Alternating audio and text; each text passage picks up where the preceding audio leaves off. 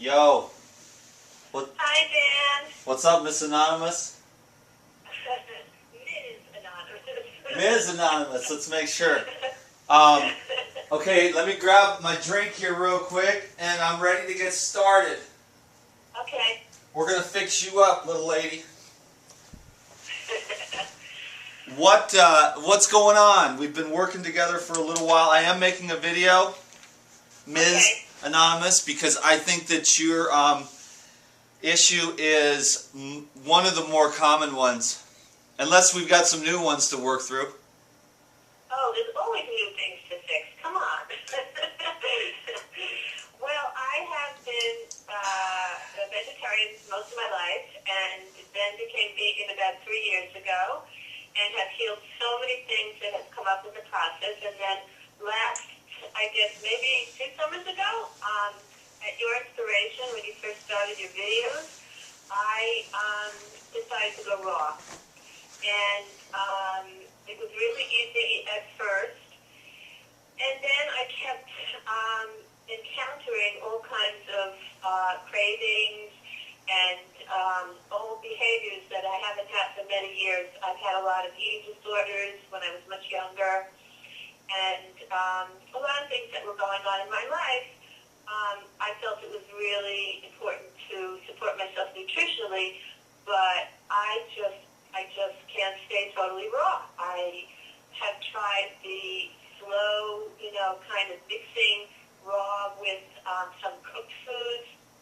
I'm sure I have an imbalance of candida. I've also developed, and I'm not a heavy person, I'm only 135 pounds, but I developed gout, which I believe is just there's a genetic component to it, as my brother has it. He's 350 pounds. And so now, as I'm getting older, how I felt I was able to get away with eating junk food and binging on things to emotionally calm myself, I'm not able to get away with it anymore. It's having an impact on me physically and emotionally. I have brain fog all the time. I have chronic bacterial vaginosis. And all of it starts to clear up as soon as I go raw. And I'll go for about 2 weeks, and then I spend another 2 weeks struggling, and every other night, running to get, junk food, until I get back on track again. And so, there's so many different viewpoints on candida. You should, that all fruit is fine. No, low glycemic fruit only. No fruit. I just read everything from Doug Graham to Durian Ryder to Norman Walker, Dr. Morse, you name it. There's about 100 different people online now who consider themselves raw experts. And I usually go with, how it feels in my body. And I just can't seem to get, I feel great when I'm raw. I have been able to adapt into my lifestyle. It's not in any way impinging on my social life. I found a juice bar, organic restaurant on every corner of Manhattan, and New Jersey and Long Island, and even in Argentina. But it's becoming an emotional issue for me now, that I feel as if this, that perhaps I'm just not willing, emotionally to give up the option of being able to binge on foods, as well as the physical component. Because when you're fighting the physical component, it makes the emotional all the tougher. So I thought, this is like slow suicide. That's what I call it, with food. And, I see everybody around me at my age getting cancer, getting all kinds of things. And I've, knock wood, been lucky not to encounter anything so severe. But what's happening to my body now, I feel is a precursor to some serious stuff. Okay. Yeah, there's a lot of things to go into with all that information. So let's spend some time together and see if we can have some insight. So what is your diet right now, mostly? Well, it's erratic. Like I think I mentioned to you that I decided, since it's been so erratic for the past 2 months, that instead of taking a vacation, I'm now doing a staycation at home. And I'm just, basically what I've been doing just the past, few days, again, is I juice in the morning. I have a lemon ginger blast. I have fruit for lunch, and then I have a salad for dinner. And if I'm hungry in between, I have more fruit.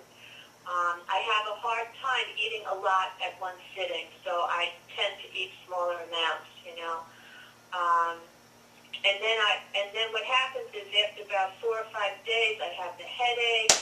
I don't feel good, and I know it's a good thing. I know it's detox, but it's just really tough. Yep. And it doesn't stop for me after just a week. After 2 weeks, I still have, I'm still having pretty strong symptoms.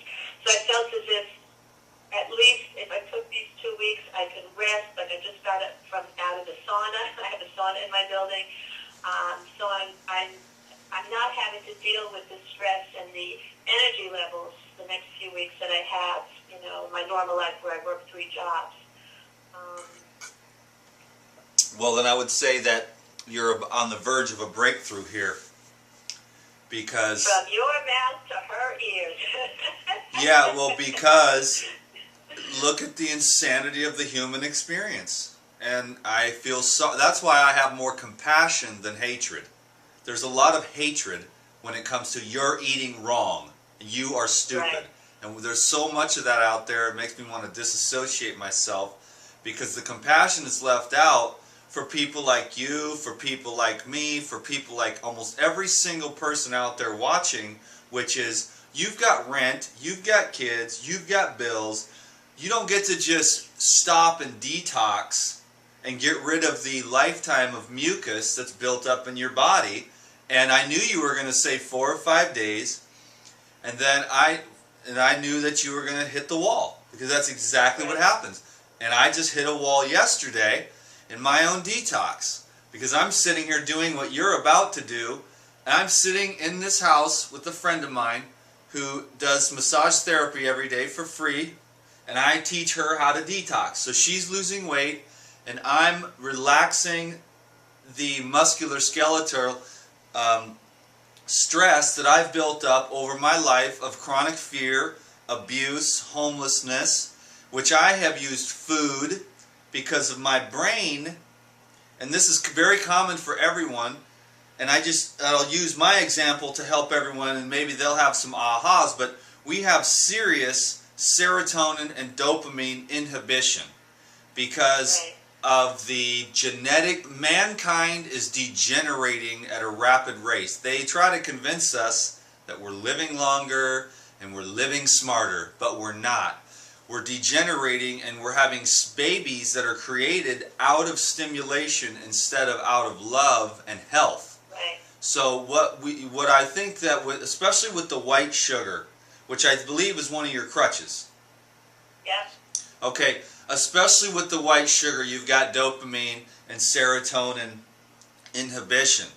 Now I'm going to bring this up and probably get some flack, but I started taking the E3 Live Blue-Green Algae 2 weeks ago, and it has literally changed my life huge, because my brain for some reason started to produce the serotonin and the dopamine, which has allowed me to quit binging. For me though, it's actually been salt and fat. And it's been pretty easy to get off the fat. I've been on an extremely low-fat diet because I use the fat and the salt to stimulate my adrenal glands.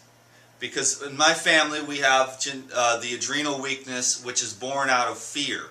Okay, my nervous system is always in fight or flight, and I don't get to stop either.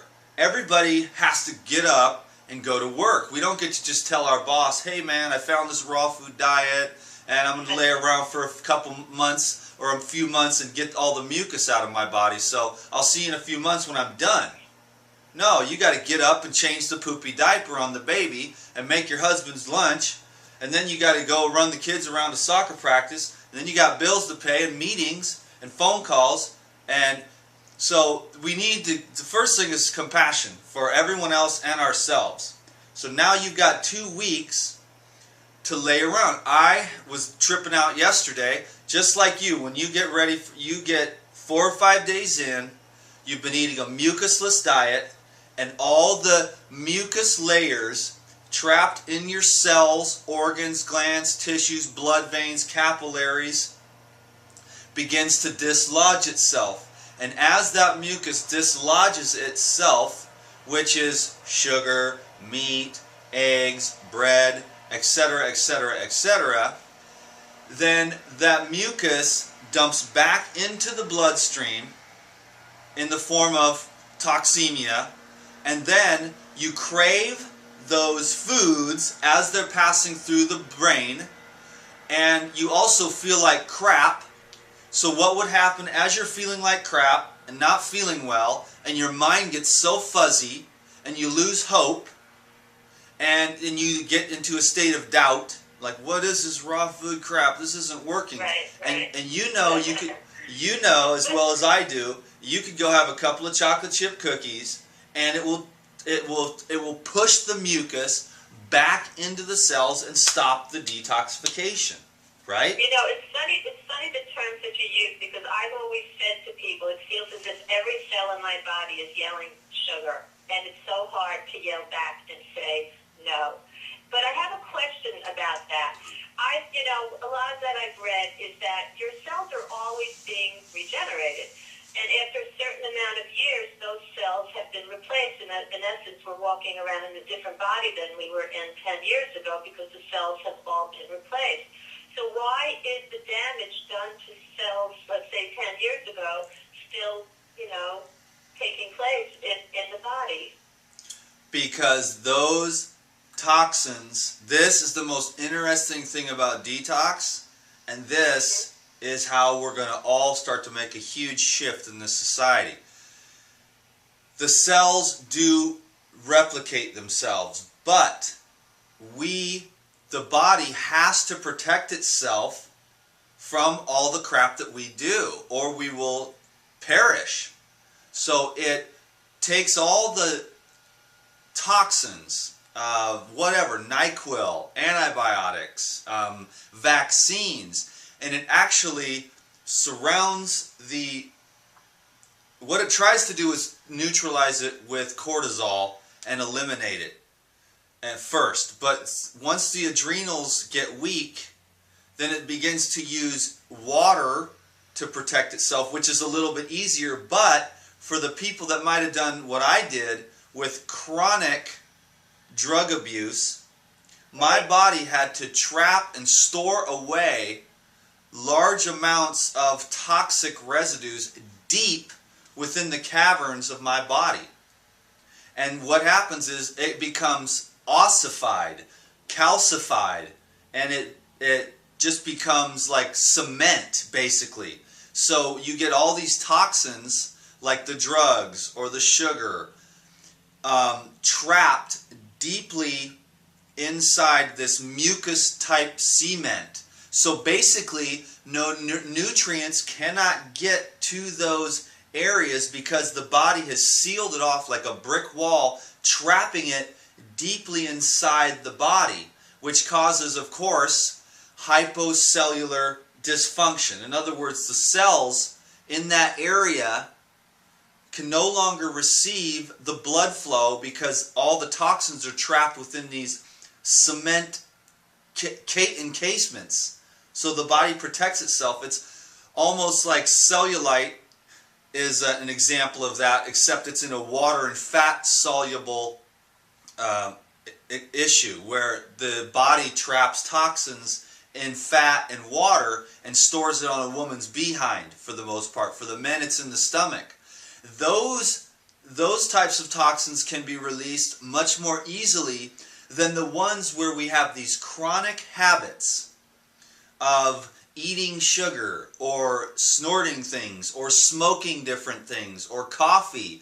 We do it every day, year after year after year, and the body has to put up this mechanism to protect itself, and it stores this stuff away, and so the cellular activity is closed down, and it's just trapped way deep down inside, and the glands become hypoactive.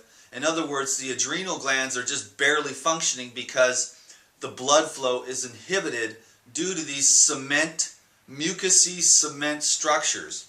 So cellular activity in that area is basically stopped. So all of the activity to those cell areas is closed off. So nothing gets in and nothing gets out, and those cell structures are trapped. And so that's what happens when we begin to, here's the beauty of it, when we begin to alkalize, which softens up the inflammation, the anionic and coagulated conditions. The alkalization is the key to start to the dispersing of this coagulated cement mucus. And then you've got the, oh, my shirt, alkalize, detoxify. So as you alkalize, then the junk, like in your case, it's going to be like a lifetime of sugar and wheat, is going to start to move into the bloodstream. This is when we begin to detoxify and we feel like crap, because all this stuff, and it creates cravings. So, and you get tired because now you've got a bunch of old junk that you're dissolving through the alkalization process with green juices, herbs, and fruits. And now it's in the bloodstream, and the body is really trying to detoxify itself through the kidneys. But there's so much mucus in the kidneys, they're not functioning properly. So if you had really good kidneys, none of these issues would even be a problem. Your kidneys would filter everything out real easy, but we've eaten so much wheat and meat and sugar, which all produce a lot of waste matter in the kidneys. So then you're in a state of detoxification, which really sucks. And everybody knows that if you feel like crap because you're detoxifying from sugar, what's the antidote? More sugar. Right. So you eat more sugar and you feel better temporarily, but you never got down to the core of the issue, which is to relieve yourself of those waste matter that is causing you to have hypoactivity of the cells. In other words, the cells in your body, all of them, are not functioning optimally because the foods that we've eaten and the habits we've had have inhibited the function of those cells. So as soon as we alkalize with the fruits and green juices and start to break up these toxic waste products, then we detoxify. And how we do that is by basically sticking to it. That's the beauty of some type of fasting. If you do like let's say you're going to do 7 days on grapes. Well, guess what? Most people, 7 days on grapes is going to be a small, localized hell. But you make that decision to do that, and then you stick to it, and you ride the ride. Whatever happens, you ride the ride. That's how it is with the raw food diet. You're like, I'm going to be a raw foodist. This is what's happened to me over all these years, okay? I'm going to be a raw foodist.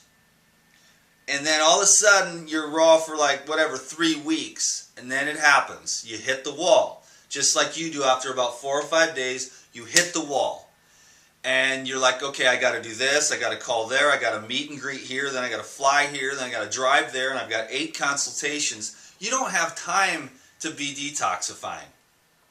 But yet you know that if you have an understanding of this, you're like, okay, I really need to detox. And you're like, okay, I'm eating oranges and that ain't working because I'm still detoxifying. I'm drinking green juice, that ain't working either. I'm still detoxifying, and I got to go do a meet and greet with like 50 people. Okay, so you're sitting here detoxifying, and you've got this business meeting, and your face feels like it's dragging on the floor, and your limbs feel like stones.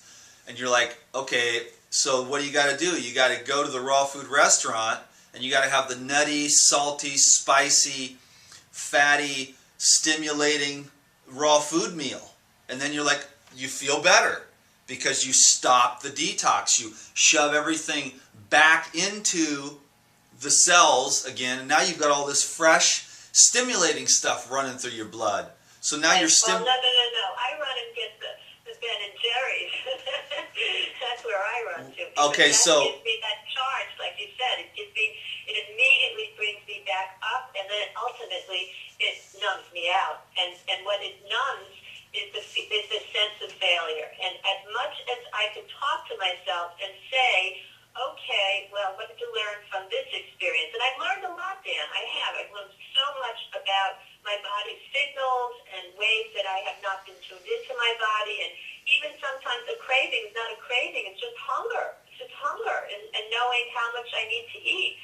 But when it comes to the bottom line, I think there is both a physical, addiction. It's a real addiction, as well as an emotional dependency, And so, I'm dealing with both at the same time. And like you said, when you're under stress, when you've got to be at work and there's not enough apples in the refrigerator and you've got to run out, and you just get, emotionally and physically, down. And there's no Dan to call and say, hey, help me, I'm about to eat Ben and Jerry's, It's hard. It's really tough. Before you eat Ben and Jerry's, do you feel depressed?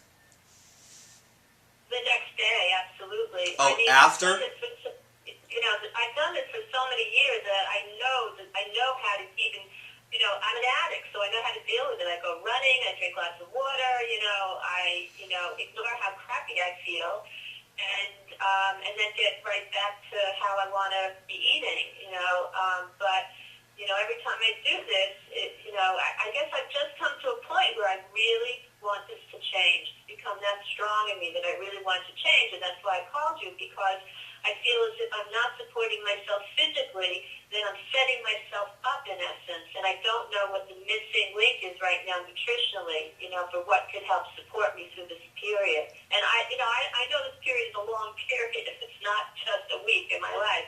It's going to be a long road, but I can't seem to, get off the ground long enough to really get moving. Is a lot of it coming from the mind?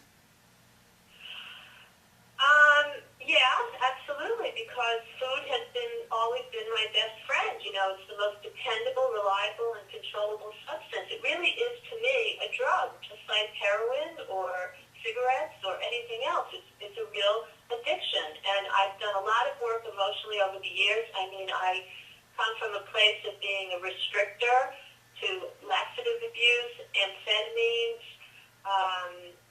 every kind of wacky diet over the years, and until I finally come to a place of really accepting that, to listen to my body, to listen to my hungers, and I can really differentiate the quality of the feeling that is what's called mouth hunger as opposed to stomach hunger.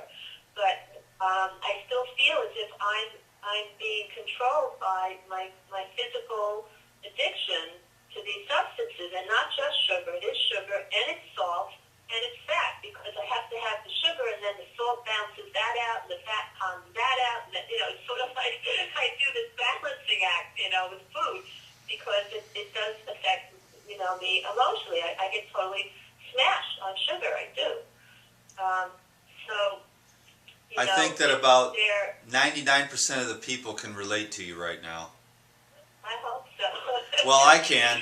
I have won some and I have lost some. I would like to report to everyone that I won last night. I was going through it because all I do is drink coconut water with E3 Live, orange juice, and I chewed on some bok choy and tomatoes yesterday, and my body was dumping again, and it basically wanted salt, and I just really wanted to break the salt thing. So I was walking around outside. Of course, then I walked over to Whole Foods. I walked through Whole Foods for like an hour looking at stuff, but I knew that I wasn't really hungry, that I was just detoxing, and a lot of times I would have got something, but I'm just at a higher level right now of mental strength. And I do think it is because the E3 Live, and I don't receive any financial compensation for that, but that's another story. So I've succeeded because I am sick of it, and I felt like crap. I could have ate something and felt better, but I'm in this to win this, just like you are. So it was really a matter of just walking through Whole Foods like every food addict out there does, because just like you, food has been the only source of love that's always been there, you know? But now, as I become more spiritual and as I become more adamant that I am going to cleanse and detoxify my body all the way to the end so that this madness can end. Now I gotta tell you, I'm way more balanced, but I've been going through this, what you're going through right now, for about a little over 11 years now with the raw food thing. And I've been about 98% raw. In the beginning, it gets easier and easier and easier as you look at those foods and you go, you know exactly what that's going to do to you. You're going to wake up tomorrow looking like Puffy the Magic Dragon, and you are not going to be happy about the bags under your eyes, and you're going to feel tired, and it's just not worth it. So last night, instead of having any kind of junk food, I drank a 32-ounce jar of orange juice and ate 3 Asian pears and just went up and cuddled up in the bed. And my mind still kept thinking about food, but I was like, I'm just not going to do that. I'm feeling better than ever. I want to feel better tomorrow. I knew we had this consultation today. And I just want to feel better. Like what I do to stay motivated is to say, dude, if you do this today, think about tomorrow. You're going to wake up with puffy eyes, fuzzy head, and it's just not worth it. So you begin to... But you got to understand, I have screwed myself over and over and over and over again, and I am sick of it. And I'm not saying I'm out of the water, because our brains don't just give up like that. Right. What we've done is created neuron patterns in our brain, and now we need to create new ones. But see, all that knowledge doesn't mean anything when you get down to that emotional level. You know, it's like I recently heard this saying from a Buddhist teacher: never underestimate the desire to bolt. Never underestimate that. The desire to what? To bolt, to run. Right. So, you know, to escape, to want out. And so I guess what I'm asking from you is, what can I do nutritionally? What specific foods would really support me? I'm doing a lot of celery, cucumber, fennel, ginger, besides the algae. Anything? I mean, could you just talk about the fruits? I mean, are there fruits that should be, you know, verboten right now for me, or should I just go full tilt? I mean, last time we spoke, you said if you feel like something sweet, have a date, and I've done that, you know, but that doesn't seem to be, you know, the issue in terms of when I want a sweet, I want the hardcore stuff, you know. Yeah. Now, why is that? So, it just becomes, like I said, it flips to, it goes off the track from being a physical craving to being an emotional, you know, crutch. So you are emotionally attached to these foods. Yes. Yep. And like I said, intellectually, look, I've been through every kind of therapy. I've done outpatient for eating disorders. I know several of the people now are personal friends who've written the books on women's, you know, eating disorders. But when it comes down to walking the walk myself, you know, I'm not saying I am where I was 20 years ago, but I guess it's sort of like when you lift the curtain, you can never pull it back down. Like, who am I fooling? You know? Because I don't look fat, but what's really scaring me, like I said before, is I'm not so-called getting away with this form of eating anymore. I'm not getting away. My body is reacting. There's too much uric acid in my system. I have brain fog. I'm looking at 60, and most people look at me and they can't believe I'm even 50, because I have taken good care of myself. But this sort of secret side of how I operate is now really affecting me seriously. You know, I have calcification of like 3 joints in my body, that I went to at least a dozen doctors to find out what's going on. And because I'm not fat, they didn't think I had gout. And I am self-diagnosing myself gout. I went on the internet and I said, oh my God, that's exactly what I had. Why didn't they say that right away, you know? Meantime, I had all kinds of orthotics made. I was doing all kinds of wacky things that were not, just not, appropriate. So, in other words, you know what to do. You're asking me, why aren't you doing it? Well, I'm asking you two things. Why am I not doing it at a physical level? In other words, what can I do to help support myself with this addiction? And I really, really feel it's one of the toughest addictions there is, I got to tell you. I really think it's on the level with heroin, really. Well, I guess we can get down into my personal experience with addictions of all kinds.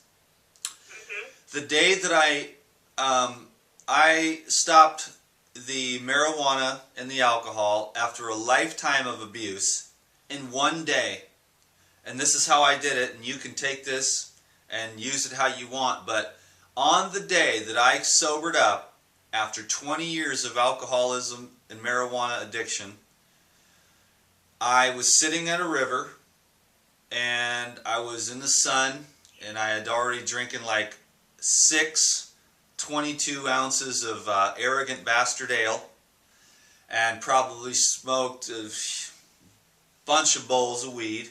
And I don't advocate marijuana or alcohol to anyone. I don't like it at all. My life never went anywhere as long as I was stoned. But the day I was sitting there, I had beat myself up for 20 years because I was very young, a teenager, and I was like, this is a dead end. I got to stop this, you know. It took me about 15 years after I had that awareness that this is a dead end. I'm never going to get anywhere as long as I keep drinking and smoking. 15 years later, I was sitting at the river, wasted out of my mind, and I thought to myself finally, okay, Dan, so what? So what if you never sober up? So what if you're an alcoholic and a drug addict the rest of your life? You never have a pretty girlfriend. You never make anything of your life. Who cares? Why are you so attached? And then I accepted the fact that I was an alcoholic and a drug addict. And I totally accepted myself that day. And I was willing to take whatever consequences came in this life. I was willing to let them be what they were. You want to know what it was? I was afraid of being a loser. I was afraid of never getting a pretty girlfriend. I was afraid of never having my dreams come true. And that fear created that thing, and I kept going back to the drugs and alcohol. But the day that I fully and completely accepted drug and alcohol addiction was the day that I got up at that very moment. The minute I accepted it, there was a big old bag of herb, a lighter, a pipe, and a couple more Arrogant Bastard Ales. I got up, I walked away. I've never taken a hit or a drink since then.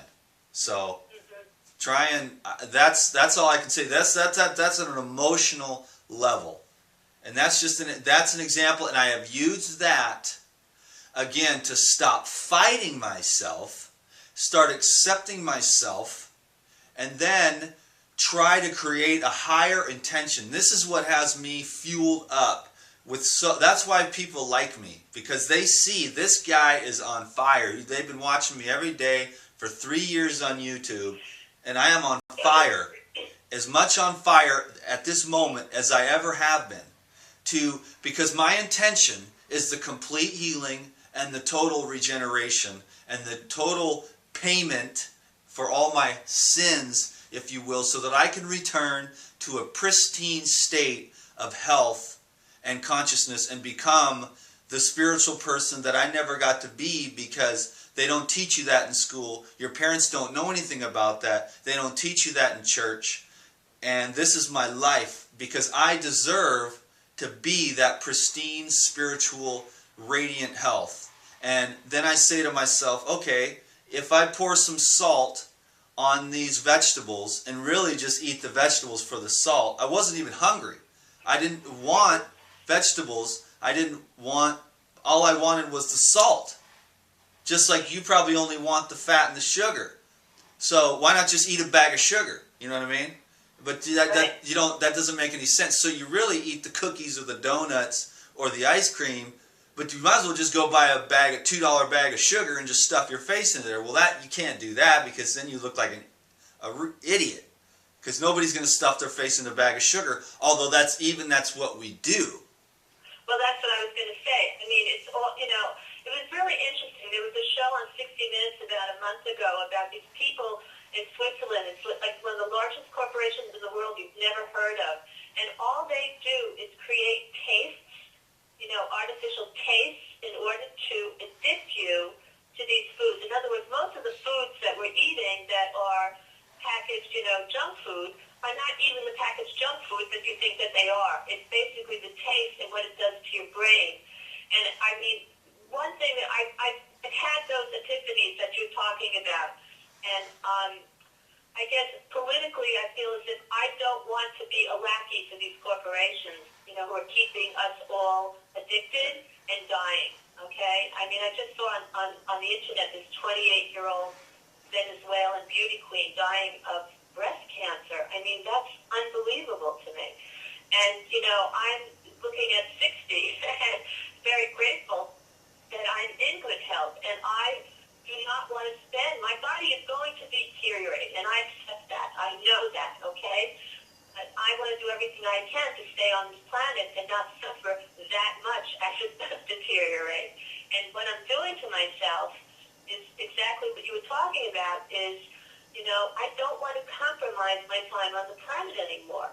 But again, I get in that space that you described so articulately of the body starts to fade, and then the mind starts to fade, and then the spirit starts to break, and it becomes, what the heck, who cares?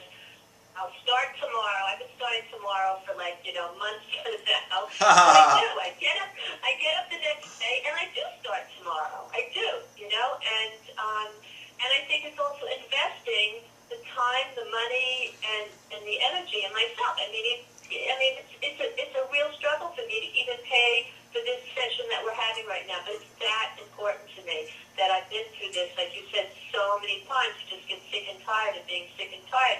And I don't expect perfection by any means, but, I just don't know what the missing pieces are. And so could you talk a little bit about the food now?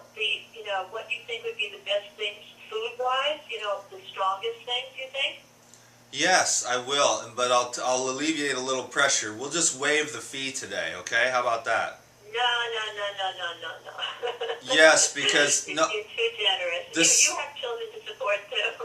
Well, we'll talk about that when we're done. We'll okay. figure something out.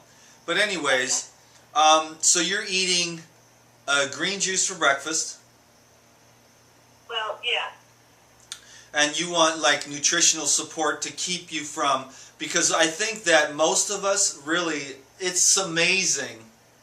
It's absolutely amazing how little the body runs off of when it's high quality, fresh fruits and vegetables. But the body has to be clean. And when the body's clean, mine's fairly clean body. I've got some salt coming out of my joints and things like that from yoga yesterday. That's why I had the salt cravings. But when the body's clean, you can run off a lot less. But what happens with you at your age is that you've accumulated a lot of stuff. And when you eat those cleansing foods in small amounts, you start to dump.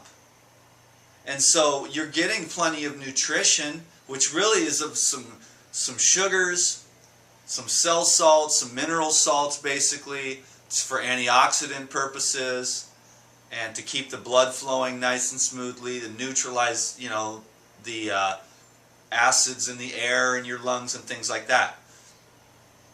So strengthening yourself nutritionally, I mean, really, one of the tricks that you can do to stay raw is to keep yourself so full of raw foods that you don't have any space left to make any bad decisions. That's what the 80-10-10 people do. Right. But if you are like a ninja, you don't want to stuff your stomach so full like that, because even when you stuff your stomach full of all those calories, it still is not the best for the body. They tell you on the 80-10. I don't understand people eating 30 bananas at a sitting. I can't do that. I can't. Well, because when you do that, then you don't have any room for fat, or you don't have any room for anything. So it's kind of it's a good psychological trick. But what you want to do is have the laser brain, and then there's a whole nother level of spiritual mastery where you eat by the Spirit. But most of us are so sick. We all have latent sicknesses in our body. Because of the way we grew up, we are a degenerated race, and we have been using food as a crutch because of our brains. Like I said, the dopamine and serotonin coming from the sugar. It has nothing to do with hunger, and it has everything to do with neuronal stimulation. I call it going flat. As soon as you pull out all your stimulants, it's like a cocaine addict. As soon as you pull out the cocaine, you're done for. It takes you at least a few days before you can even begin to start feeling better. And it takes several months to really, or ecstasy is another example. It takes 6 months after you take one ecstasy tab to regenerate the neurons, serotonin, dopamine production in your brain again, to where you can actually be happy. So we're in this for the long haul. I think you're doing an awesome job for where you're at and at your age. And I just want to say that with the right choices and the high intention, you can regenerate your life. It is never too late. Now, of course, I know you practice Buddhism, and we all know that the body is going to deteriorate. But you can still, at any phase in the game, alkalize, detoxify, and regenerate your body. So, what you're talking about is that, I mean, organic oranges, lettuce, arugula, the lemons, all those are real. That's real nutrition for cellular function. But we've got to kind of break our bodies down. So if you're struggling financially, I know that's kind of rough, but what I like to do is, what I'm going to be doing is turning myself into a water fasting clinic again, because I need to get into an environment where I can just lay around and be totally worthless. That's the beauty of those, like you go to a 7-day juice fast, and you're in an environment where everybody else is, some people feel great, other people feel like crap, but you've got the space where they say, okay, go ahead, Miss Anonymous, and go lay down, Right. And you can go do that. But when you have a business meeting at 3, and then you've got a lunch with your sister at 6, you don't have time to you can't. Right. I've been sitting around this house for about a month, and I can just take a nap when I want to. And my schedule is like way whittled down to like 1 consult a day, 1 video a day, and then I just rest because I have to. Because what it is when I get into the whole thing with the meet and greets and the talks, and I got to go do this and I got to go do that, I don't have time to be sitting here just drinking orange juice while the toxins are dumping out of my blood, and I have like fuzzy brain, and all my brain can think about is food. I'm up there trying to give a meet and greet, and I'm like sitting there detoxifying, jonesing out. All I can think about is some like raw crackers with some sauerkraut on it, so that I can function, because those are my little trips. But I'm going in for the water fasting, and when I come out of there, I'll be at another level. Then I can stay with the clean eating, because right now I'm eating clean, like oranges, citrus fruits, coconuts with wheatgrass and E3 Live. But I have the space to lay around here and be lazy. And that's what we need to create, and that get ready to feel like crap. Be prepared for it.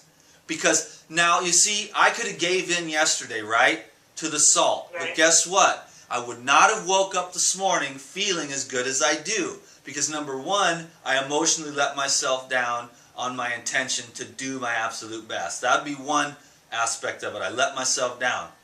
Number two, I'd have salt in my bloodstream, which waterlogs my kidneys, and then I wake up with bags under my eyes. This morning I woke up looking really good, and I like that.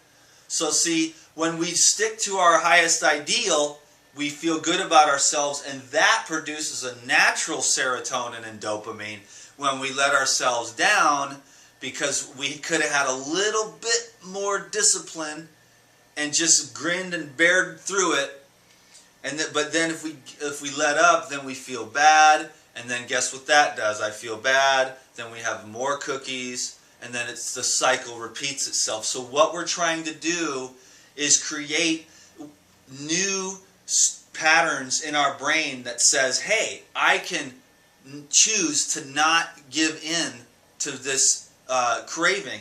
And what happens is, if you're addicted to chocolate chip cookies, right? And you have them all the time, and that's your crutch. The time that you come up on that thing when you're jonesing out for those chocolate chip cookies, and you're going around, it takes you like 3 days to get over. It might take 3 days sometimes to get over coffee, cigarettes, right. Sugar. Yeah. It takes 3 days, but those 3 days really suck, and the only thing your mind is going, cookies, cookies, cookies, cookies, cookies. For me, it's salt, fat, salt, fat, salt, fat. It won't shut up. But I'm like, I gotta get through this.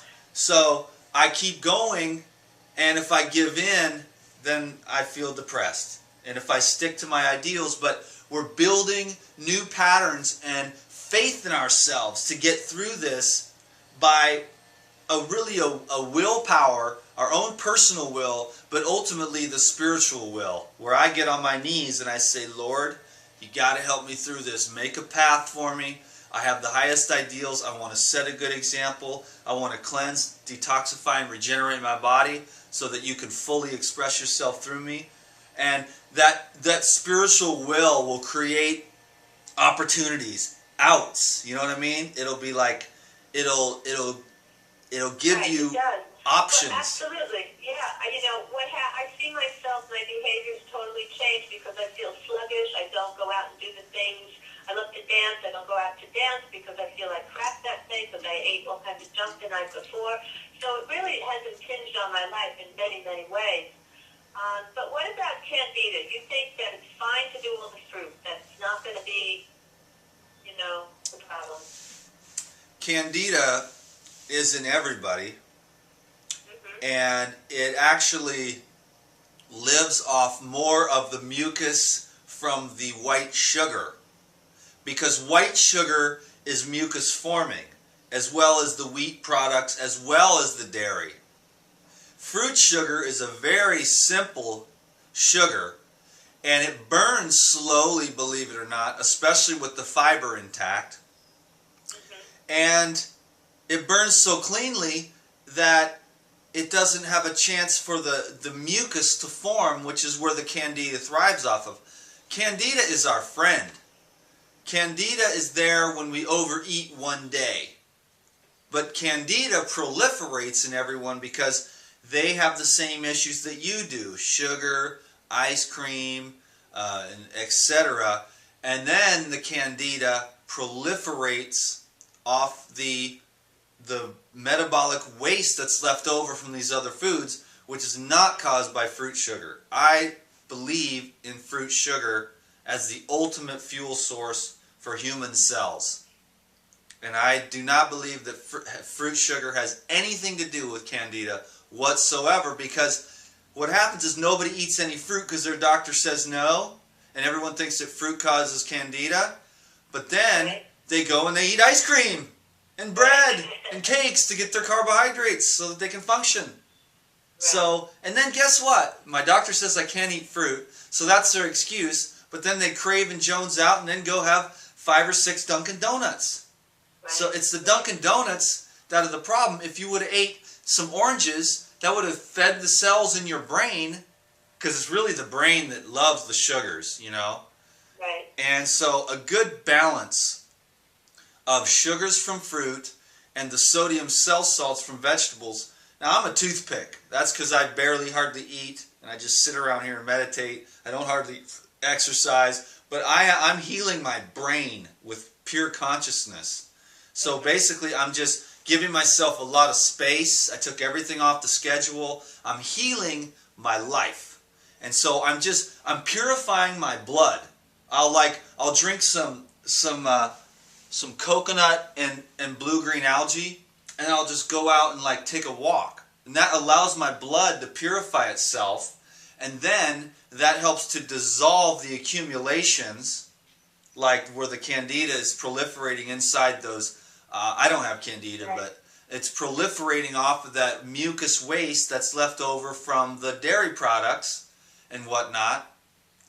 But if you can just have a simple meal and then go out for a walk and breathe the air, you purify the blood. When we eat all the stuff we do, eggs and bacon and coffee and hash browns and toast, how do you think that makes your blood? It's like a sticky, gooey, globulated mess. We need pure, thin, highly oxygenated blood to dissolve accumulations. And as those accumulations are dissolving, you might have to go take a nap. So you have to really try to find a way to fit in this detoxification program into your life. Not everyone's as lucky as me. I've been building my life around regeneration since as long as I can remember, about being free, being able to do what I need to do. Because I've seen this for 11 years since I found out about the gospel of peace. And my life is one constant building into the great event of the total healing of my life. Of which raw foods is a part, love is a huge part, water fasting is going to be the ultimate in the end of it all. So I'm preparing myself for a water fast right now by just washing the junk out of my body. And so I don't want to crave a bunch of salt when I go in for the water fast, so I'm trying to get off that now.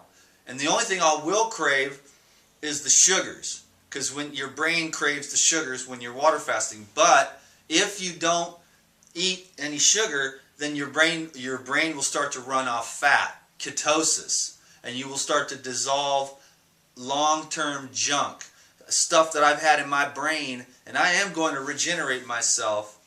And I don't care how long it takes or what I got to do. I know that we can do this, and it doesn't matter how old you are or what age you're at. You can set a very high intention, and then you can find the motivation and inspiration to say no to those old patterns and habits of thinking that have been bringing us down for far too long.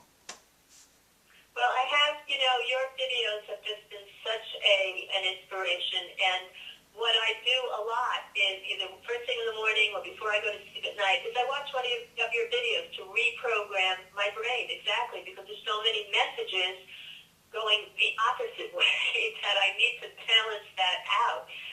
I live in Manhattan, and every time you walk out the door, you're being stimulated in so many ways that's why I meditate, because to counter that external stimulation, and it's stress. It's stressful. Every time I walk out the door, I'm dealing with stress. But I did want to ask you one other thing about stress. Is I'm a runner. During this time period, should I keep up my running schedule? Should I cut it back? What do you think? Well, exercise like that does produce more acid waste. So the reason why I'm not exercising hardly at all, except a little bit of yoga. I did a nice yoga class yesterday called Yin Yoga, where all I did was open up my hips, open up my knees, open up my shoulders, open up my back. It was very low key, no acids formed. But during the running, you're going to create acid waste products. And so when you're pounding the pavement, you're really not, in certain ways, you're stimulating good things like the natural serotonin, the natural endorphins from running. So in one way you get a certain kind of relief, but then again, that's also a type of stimulation Whereas underneath, you're not so much healing the deep underlying issues, which usually the body heals itself when we can consolidate and conserve our energy. So I literally go to bed at like 6, watch a movie, and then read. And then I wake up at like 6. I'm literally spending about 12 hours in bed resting my body. I am at an accelerated rate of healing and regeneration right now, especially when I can refrain from the salt and the vegetables last night. I just jumped up another notch. So the exercise, the exercise can be a double-edged sword. When we go into the ultimate scenario is just like the wild animals. The wild animal gets injured, attacked by another animal or something, and has a huge laceration. It goes, finds one safe little place, and lays there for a week, 3 weeks, and it lays there until it's either healthy or it dies. Human beings are the same way, but it's very hard for us because, like you said, the stimulation is constant. That's why where I'm at right now, there's a park over there, there's no roads, it's quiet. I'm staying here with my friend who's a massage therapist who needs deep healing as well. So she and I were really on a good vibe together where she's totally trying to heal like 18 years of trauma in a marriage. And I am trying to heal a lifetime of trauma from abuse, drug addiction, never having a stable environment, abandonment type issues. And so now I'm just laying around here, quiet, taking it easy, but at the same time, I understand where you're coming from in this fact that my mind it's always jumping around. But like I said, again, I'm going to mention the E3 Live. It has changed my brain physiology in ways that I cannot even understand. I have so much more mind control in the last couple of weeks that I'm able to rise above those cravings. And I'm able to contemplate and go, dude, how many times are you going to do this with these salt cravings or these fat cravings? Give in and be depressed and be puffy the next day. So last night I had so much more mental awareness.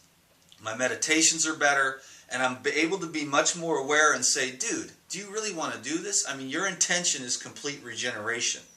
So I'm creating the conditions, and this is what everyone has to do, to create quiet, stress-free. I don't know how you do it in New York. I know exactly how New York is. I lived there for 2 years.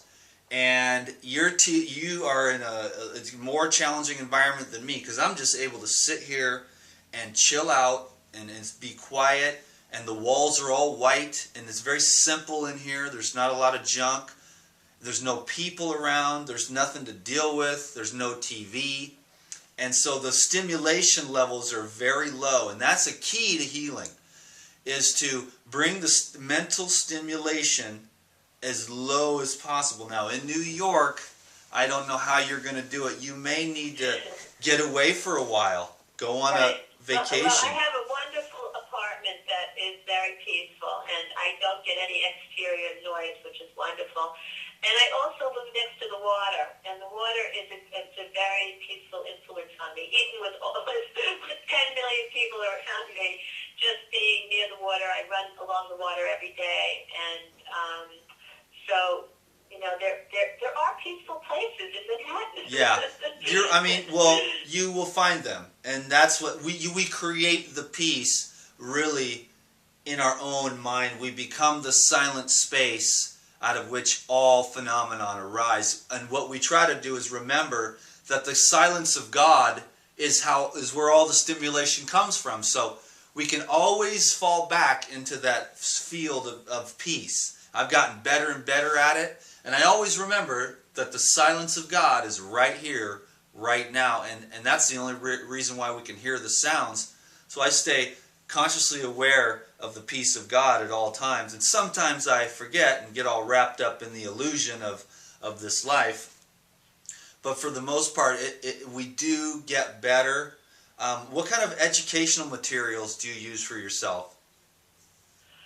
Well, I am a college professor, so as you could imagine, on top of everything else, I am always reading, always investigating, always reading interesting books about everything from bicycling to, I don't know, I'm always reading something. So, and at your inspiration, I've read a lot of the older nutritional stuff going back to the 20s and the 30s.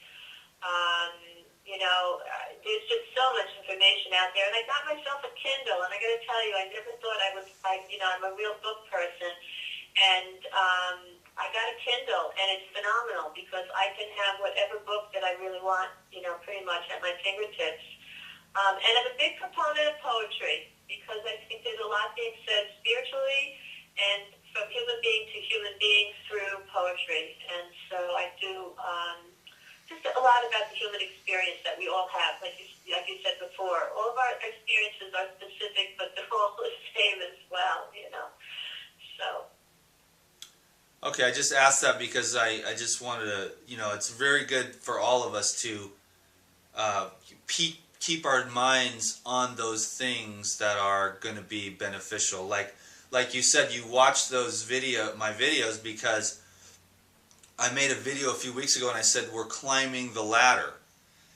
And what I meant by that is that, to go down the wide road that leads to death is very easy. Just let go, eat what you want, smoke what you want, go out and be promiscuous as you want, do all the things that human beings do to stimulate themselves in a temporary thing.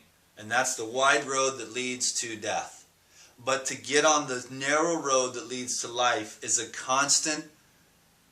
It wouldn't be if we lived out in nature and there was no lies and propaganda and drugs and vaccines and all this junk and just ignorance. Yeah, but I disagree with you on that. We're human beings, and even if we were out in nature, we'd be with other human beings.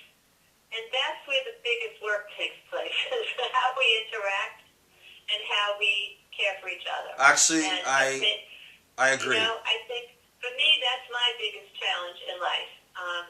So the money stuff doesn't, destroy me, and the state of the world, even though I'm a big supporter of Occupy Wall Street. I'm very active politically, but it's in relationships that I think that the real challenges take place. And the number one relationship with ourselves. And I guess that's what's been, this food thing, this addiction has been interfering with my relationship with myself. And I think, that's why it's become a priority for me. Yeah, so are you practicing awareness with your issues? Yeah, but I go unconscious, like I said, really. Okay, so that's my challenge right now. I see. So you're so astute, and I really appreciate that about you because this is how we all do it. But now we've got to bring courage to it. We've got to bring awareness to our unconsciousness, if you will. Just be aware of when you're going unconscious, and right. Be okay with that. Like, let's all accept ourselves. Like, let's accept our little